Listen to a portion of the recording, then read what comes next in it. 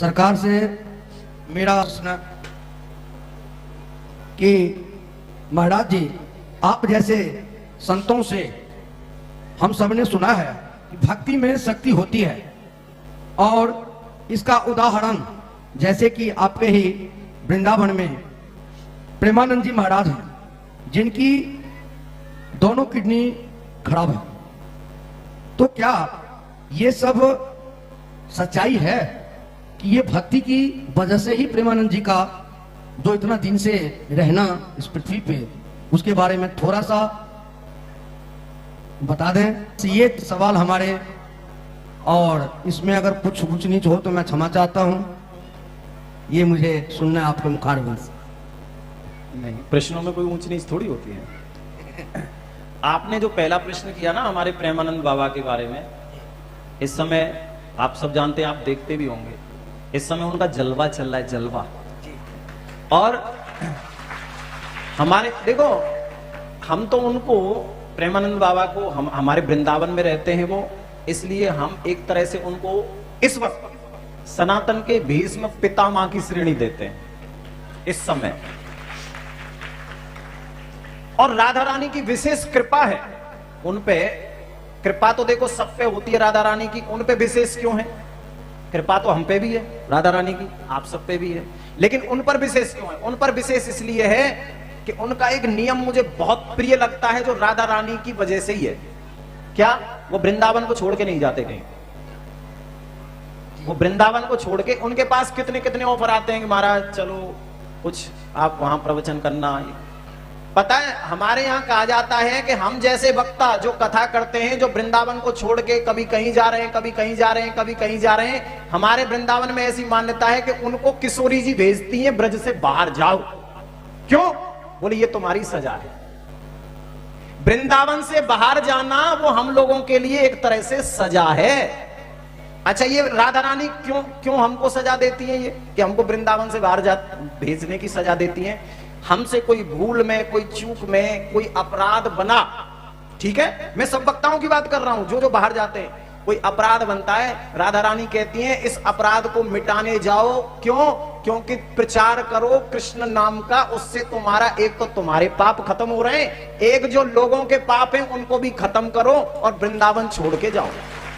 जय श्री राम। लेकिन प्रेमानंद बाबा वृंदावन को नहीं छोड़ते हैं, इसीलिए किशोरी जी की उन पर बहुत बड़ी कृपा है। तुम्हें पता है, बिरले ही संत ऐसे होते हैं जो ब्रज को छोड़ के नहीं जाते। आजकल लाइमलाइट में ऐसा ये सोशल मीडिया चल रहा है, किसको नहीं है जाने का, किसका मन नहीं करता? कोई विदेश जाना चाहता है, कोई कहीं जाना चाहता है, कोई, लेकिन सच्चे संत भैया ऐसे ही होते हैं। सच्चे संत ऐसे ही होते हैं। ऐसा कौन है जो उनसे मिलने नहीं आता?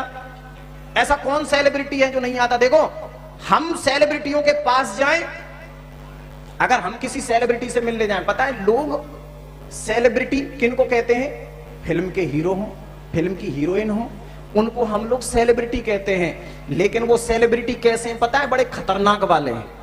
अभी मैंने एक ऐसा दृश्य देखा, कुछ लोग राम मंदिर में आए थे, अभी राम मंदिर का उद्घाटन हुआ, उसमें भगत जी राम मंदिर में ऐसे सेलिब्रिटी आए जिन्होंने कुछ समय पहले ही ये बयान दिया था कि हमको तो गाय का बीफ बहुत अच्छा लगता है। हाँ, नाम नहीं लूंगा मैं। बताओ, वो उनको सेलिब्रिटी मानते हैं लोग जो गाय का मांस खाते हैं। गाय के सेलिब्रिटी हैं, थूको ना इन पे। सेलिब्रिटी तो वो होते हैं जो हमारे धर्म की वृद्धि करते हैं, धर्म की वृद्धि, हमारे भारत की वृद्धि करते हैं। इसलिए एक तरह से सनातन के सबसे बड़े सेलिब्रिटी यदि कोई हैं तो इस वक्त है प्रेमानंद बाबा। मालूम है, कई लोग संत की परिभाषा नहीं जानते। कई लोग ऐसे लोगों को संत बताने लग जाते हैं, वो संत है ही नहीं। कितने लोगों को तो मैं ऐसा जानता हूं जिनको लोग संत तो कहते हैं, लेकिन सिर्फ संत के नाम पे वो कर क्या रहे हैं? अपने बच्चों को आगे बढ़ा रहे हैं। देखो, संत वो है न तो वो परिवार में फंसता है, न वो माया में फंसता है। ध्यान रखना, जो परिवार में फंसा है, मेरा बेटा, मेरी बेटी, मेरा परिवार, वो जीवन में कभी संत हो ही नहीं सकता। प्रेमानंद बाबा की विशेषता यही है, उनमें परिवारवाद भी नहीं है, ना कोई उनके आगे है ना कोई उनके पीछे है। जैसे हमारे उत्तर प्रदेश के मुख्यमंत्री हैं योगी जी, एक तरह से प्रेमानंद बाबा योगी भी हैं। और उनकी एक और विशेषता है भगत जी, वो फालतू के फॉलोवर बढ़ाने के चक्कर में फालतू के प्रवचन कभी नहीं देते।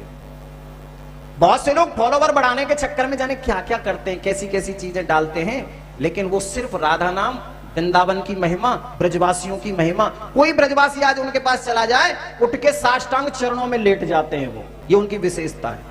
क्यों? क्योंकि वो मानते हैं ऐसा कि ब्रजवासी साक्षात कृष्ण का ही रूप होता है। ये उनकी विशेषता है, और उन जैसी विशेषता शायद बिरलों में ही मिलती हैं। इसलिए प्रेमानंद बाबा को हम सब एक बार प्रणाम करते हैं, जिन्होंने आज राधा नाम को, वृंदावन धाम के नाम को, ब्रज के नाम को आज सितारों से भी ऊंचा कर दिया है। पता है कितनी भीड़ तो उनकी वजह से वृंदावन में आ रही है, कितनी भीड़। और ये चमत्कार ही है जो आप किडनी वाली बात कर रहे हैं ना, ये वास्तव में चमत्कार है। कोई बिना किडनी के इतने दिन तक जिंदा नहीं रह सकता। लेकिन मैंने आपसे कहा ना, विश्वास सबसे बड़ी चीज है। मैं आपसे आज यही मांगता हूं, कुछ करना या मत करना, भगवान में विश्वास जरूर करना, भगवान पे कभी शंका ना करना। भगवान पे विश्वास करोगे तो सब कुछ मिलेगा। वो एक मुझे लाइन याद आ गई, शंका का रावण लंका के रावण से भी ज्यादा भयानक है। शंका का जो रावण है ना, वो लंका के रावण से भी भयानक होता है, जो हमारी समझदारी का अपहरण हमारी आंखों के सामने करता है। रावण ने तो सीता का हरण किया था, माता का, उस वक्त किया था जब भगवान नहीं थे। लेकिन ये जो शंका का रावण है, ये तो हमारी आंखों के सामने हमारी समझदारी का हरण कर लेता है, अपहरण कर लेता है। इसलिए समय समय पर सत्संग के द्वारा, भगवान के भजन के द्वारा इस शंका के रावण को मिटाते रहो। ये सत्संग इसलिए बहुत जरूरी है।